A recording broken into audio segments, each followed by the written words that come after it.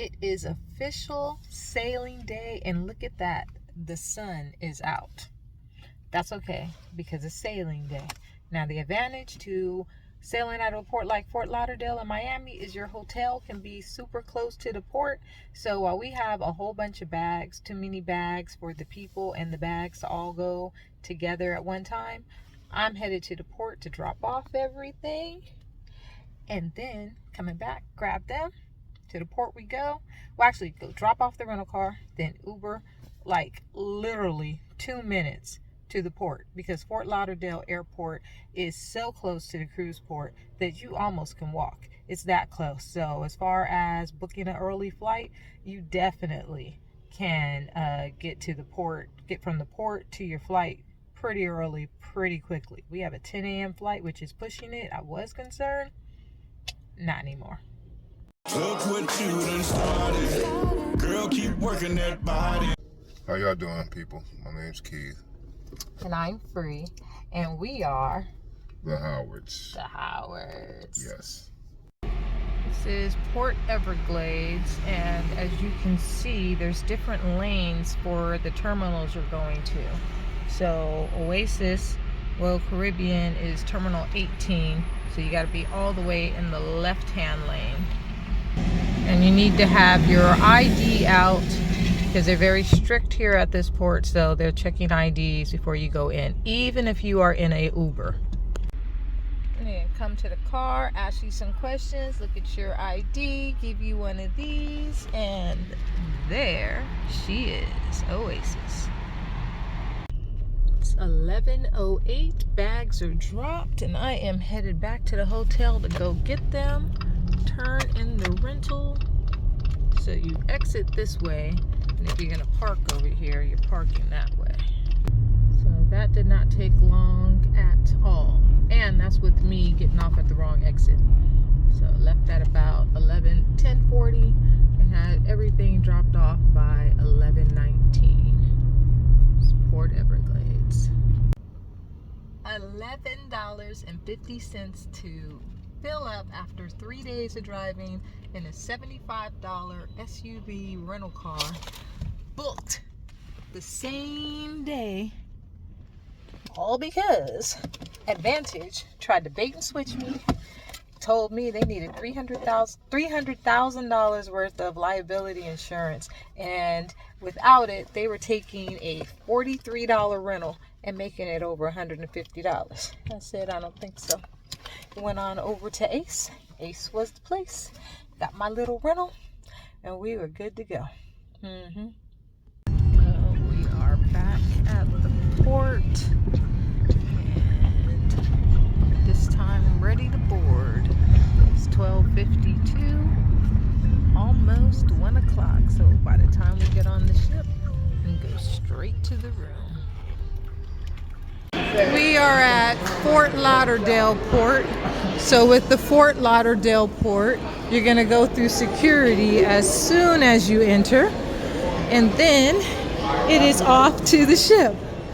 And today we have Malik as our pusher. He's been so wonderful for us, and he is training to be a future pilot. So look at that. We got to support him, congratulate him, and wish him well on his endeavors. And he's taking care of our Carol Ann right here. Only the best for the best. Yes. Thank you. VIP service. Yes. And next up, Carol Ann, we getting on the ship. Here we go. Oh, it is 8:22 a.m. and we took our time getting off, but all the luggage is already out. And if your number hasn't been called, that's your waiting area, which is before the area where you get your pick up your luggage. So if you get off early and you have a high bag tag number, and it's not ready, then you'll wait in that hallway. But mind you, if you get a high number, like we were initially given number 48 and 49, and you have an early flight, just let your stateroom attendant know that that number won't work. So she changed us to number 3. number 3 bag tags have been out and ready since 7:45 a.m. We are outside, and the Uber area is directly across, so you're going to come out and go to the right to find your Uber rideshare area. We exited out of that door right there. If you're catching a shuttle to the airport next door, then the shuttles are over here. So again, you're gonna come to the right.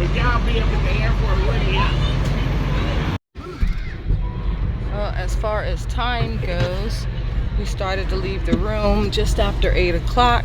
Had to wait on an elevator to go up before we could go down because of people. And it is 8:47 right now. We are off. We had one birth certificate line, which is a little bit longer, but it was smooth sailing this morning. And after waiting on Uber, it is 8:47, so not bad on timing, just to give you an idea. Okay, so number one, our flight was delayed to the point that we are being rebooked to tomorrow. Keith is still at the Southwest counter because it may not be weather related, so we may be getting hotel or some type of compensation. They're taking so long that I'm assuming that might be what happens, but either way, quick reminder of why travel insurance is so important, because since we're now not going to be able to get on a flight that works for us until tomorrow, that puts us over the 3 hours, and we're definitely covered by way of travel insurance, worst case scenario. Which right now I am outside because we have the wrong bag, and the person with the right bag, they're actually on their way to the airport now. We're going to do a swap. So again, it was a good thing that our flight was delayed. And then I'm going to pick up a rental car. Life with hanging with the Howards and travel. Murphy's Law. Sometimes when things can go wrong, they will go wrong. But just remember to keep a level head and focused on the solution, not the problem. Because there is 0 point in stressing out. Just do what you got to do to get the problem situated. That's all for now. We'll see how the rest of this day goes. But at least I can get my comp now. Price wise, even though this is going to be a travel insurance claim, the rental car was only $50 for the day, but I mean, it cost $43 just to go right up the street from the cruise terminal to the airport. So that's why, especially in Miami, you might want to check rental car prices over Uber, except going to get dropped off to and from the cruise port, because a lot of times your rental car is cheaper than Uber.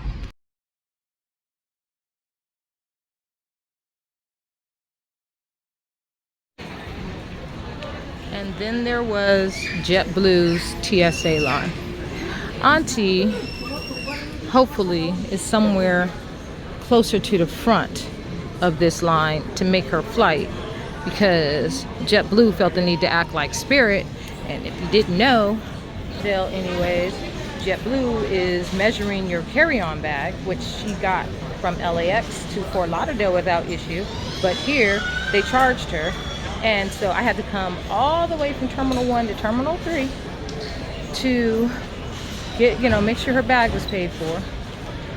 First of all, I know we got here around 9 o'clock because, y'all with me, watching me do this step-by-step video. And I'm pretty sure I did the time. So why did it take to almost 10 o'clock before she called me? Mind you, she was already at the counter for JetBlue. They were giving her issues about the check bag, but that was resolved almost instantly. And then they said 10 minutes later, oh, we're going to charge you for your carry-on bag. So I had to come all the way from Terminal 1 to Terminal 3 so I could pay for her bag. And they're like, oh, we can rebook you to 6 o'clock. Fortunately for her, our flight is rebooked till tomorrow, and I already got a rental car. Southwest did give us a hotel voucher, so 6 o'clock is going to be okay, and we're not on a flight while she's sitting in the airport. Not very happy with JetBlue right now. Not for Fort Lauderdale anyways. And we're back. This time Fox though, so I don't have any issues. I don't have any issues with Ace other than being lied to about off-site location that didn't exist, but just be in the car in a minute. Keith successfully made the bag swap. He's still at the airport while I get the car, and we are waiting confirmation that Carol made it through TSA and is at the gate and on the plane. So we'll see. Oh, I'm officially in a car. That didn't take too long. Other than a little bit of line in Fox, Carol should be in the air. And I'm about to go to Keith to pick him up and see where our hotel voucher is for, and oops, if we can check in yet, because it is only 11:05 and we got a little ways to go before 3-4 o'clock check-in. But I know what I am gonna do. Y'all know what I am gonna do. We're going to Quickies and we're gonna go get some tonk, and he's gonna get some catfish. Oh yeah.